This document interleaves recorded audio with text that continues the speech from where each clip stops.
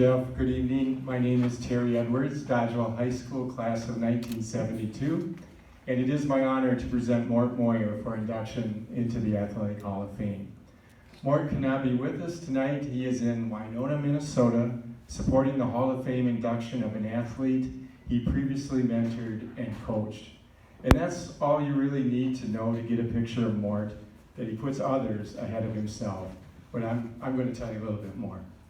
Mort was a 10-time DHS letter winner, 4 in football, 4 in baseball, 2 in basketball.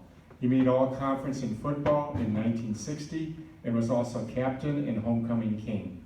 He was captain of the 1960 basketball team, and he was a member of the 1959 conference championship football, basketball, and baseball teams. Mort also left a lasting impression on the Dodgeville community as a coach. He coached St. Joseph's grade school basketball team for 13 years, winning the diocese championship in 1970. He coached the Dodgeville Babe Ruth baseball team for 9 years, earning 4 trips to the state tournament. His 1969 team placed second in the state. I'm proud to say I was part of that team. Mort was a graduate of UW-Platteville. He earned his degree while coaching, working full-time, and raising a family. He coached an amazing 51 years, guiding many former players to success at the college level.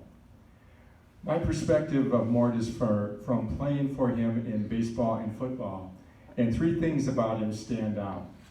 Number 1, I never knew about his own amazing success as an athlete. He never talked about it. Mort never looked back. He lived for the next game. We practiced hard and were prepared for every game. But win or lose, there was a brief time for discussion of what we learned. Then we moved on and tried to be better for the next game. Number 2, he refused to acknowledge any limitations for Dodgeville to compete, regardless of the size of our community.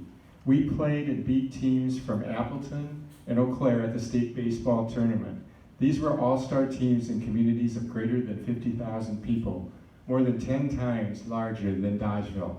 He taught us that if we worked hard, if we learned the fundamentals, if we believed in ourselves, if we played together, then we could beat anybody, and we did. Lastly, he didn't have many mediocre teams, but when he did, Mort worked just as hard for those teams as he did for his championship teams. He was our defensive coach for our football team my senior year, and we weren't very good. But because of Mort, the defense was the strongest part of our team.